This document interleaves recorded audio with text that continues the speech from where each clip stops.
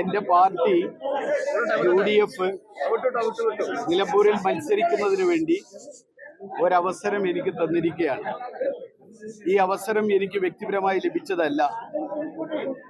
മലപ്പുറം ജില്ലയിലെ കോൺഗ്രസ് പ്രവർത്തകരുടെ, അതുപോലെ തന്നെ നിലമ്പൂരിലെ കോൺഗ്രസ് പ്രവർത്തകരുടെ, UDFന്റെ പ്രവർത്തകരുടെ എല്ലാവരുടെയും പിന്തുണയോടുകൂടി, ഐക്യത്തോടുകൂടി കോൺഗ്രസ് എനിക്ക് തന്ന ഈ അവസരം നല്ല രൂപത്തിൽ വിനിയോഗിച്ചുകൊണ്ട് ഐക്യത്തോടുകൂടി മുന്നോട്ട് പോയി നല്ലൊരു ഭൂരിപക്ഷത്തിന് വിജയിക്കാനും 2 തവണയായി നിലമ്പൂര് നഷ്ടപ്പെട്ട നിലമ്പൂരിനെ തിരിച്ചു പിടിക്കാനും എൻ്റെ പിതാവ് 3.5 പതിറ്റാണ്ട് കാലം നിലമ്പൂരിൽ ഉണ്ടാക്കിയ വികസന പ്രവർത്തനങ്ങളുടെ തുടർച്ച ചെയ്യുന്നതിനും ഈ കഴിഞ്ഞ ഏകദേശം ഒരു പതിറ്റാണ്ടോളം കാലം നിലമ്പൂരിലുണ്ടായ വികസന മുരടിപ്പ്, അതുപോലെ തന്നെ കേരളത്തിലെ ഇന്ന് ദുരിതപൂർണമായ ദുസ്സഹമായ ഒരവസ്ഥ, ഇതൊക്കെ ചർച്ച ചെയ്തുകൊണ്ട് ഇതിനൊക്കെയുള്ള കൃത്യമായ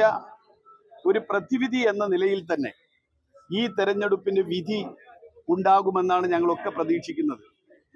എനിക്ക് കിട്ടിയ ഈ അവസരം അത് തീർച്ചയായും എന്നെപ്പോലെ പലർക്കും ഇവിടെ മത്സരിക്കാൻ അവസരം അതിന് യോഗ്യതയുള്ളവരും അർഹതയുള്ളവരുമാണ്.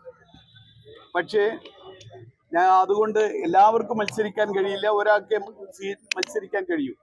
ഞങ്ങൾ ഒരു കാര്യം നേരത്തെ തീരുമാനിച്ചത്, അത് നിങ്ങളോടൊക്കെ പറഞ്ഞതാണ്, ആര് സ്ഥാനാർത്ഥിയാവുകയാണെങ്കിലും അത് ഞാനാവട്ടെ, ഞാനല്ലാതെ മറ്റൊരാളാവട്ടെ, ആരായാലും നിലമ്പൂരിൽ ഐക്യത്തോടു കൂടി പ്രവർത്തിക്കും.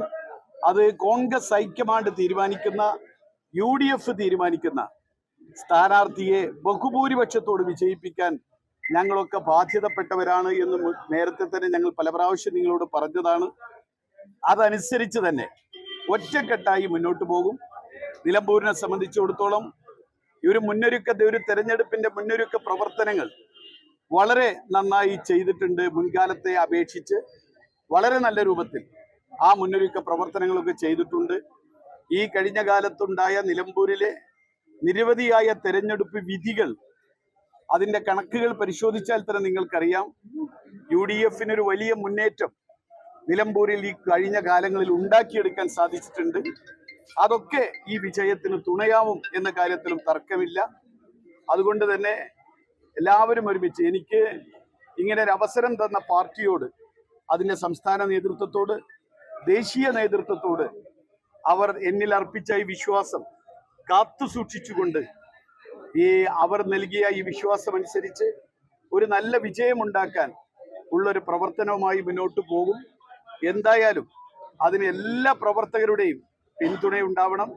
മാത്രമല്ല, നിലമ്പൂരിലെ സാധാരണക്കാരായ മനുഷ്യരുടെ അവരുടെ പ്രശ്നങ്ങൾ പരിഹരിക്കുന്നത് 200 ചില്ലാനം ആദിവാസി കുടുംബങ്ങൾ ഇപ്പോഴും 2019 പ്രളയത്തിൽ വീട് നഷ്ടപ്പെട്ട്, കവളപ്പാറ ദുരന്തത്തിൽ, ആ ദുരന്തത്തോടൊപ്പം ഉണ്ടായ പ്രളയത്തിൽ വീട് നഷ്ടപ്പെട്ട 200 ചില്ലാനം, ഏകദേശം 300ഓളം വീടുകൾ, ആ ആദിവാസികൾ ഇന്നും 6 വർഷക്കാലമായി ഇപ്പോഴും നീല പ്ലാസ്റ്റിക് ഷീറ്റ് വിരിച്ച് അതിനുള്ളിൽ കഴിയാണ്. ശൗചാലയമില്ല, വെള്ളമില്ല, പിന്നെ അവർക്ക് ഭക്ഷണമില്ല, മാത്രമല്ല അവർക്ക് കിടപ്പാടം നഷ്ടപ്പെട്ട കുറേ ആളുകൾ.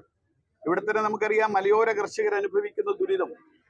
മധ്യ തിരുവിതാംകൂറിൽ നിന്ന് ഇങ്ങോട്ട് കടന്നു വന്ന് ഈ ഭൂമിയിൽ ഇവിടെ സ്വർണം വിളയിക്കാൻ കഴിയുമെന്ന് ഞങ്ങളെ പഠിപ്പിച്ചു തന്നത് മധ്യ തിരുവിതാംകൂറിൽ നിന്ന് വന്ന മലയോര കർഷകരാണ്. അവർ ഈ മണ്ണിൽ അധ്വാനിച്ച്, അവർ വിയർപ്പൊഴുക്കി, അവരുണ്ടാക്കിയ ഉൽപ്പന്നങ്ങൾക്ക് വിലയില്ല എന്ന് മാത്രമല്ല, ആ വിളഭൂമിയിൽ അവിടെ വിയർപ്പൊഴുക്കിയ മണ്ണിൽ തന്നെ അവർ കാട്ടുമൃഗങ്ങളുടെ ആക്രമണമേറ്റ് അവിടെ രക്തം ചിന്തി മരിക്കേണ്ട അവസ്ഥാവിശേഷം ഉണ്ടാവുകയാണ്. നിരവധി ആദിവാസികൾ വേട്ടയാടപ്പെടുകയാണ്.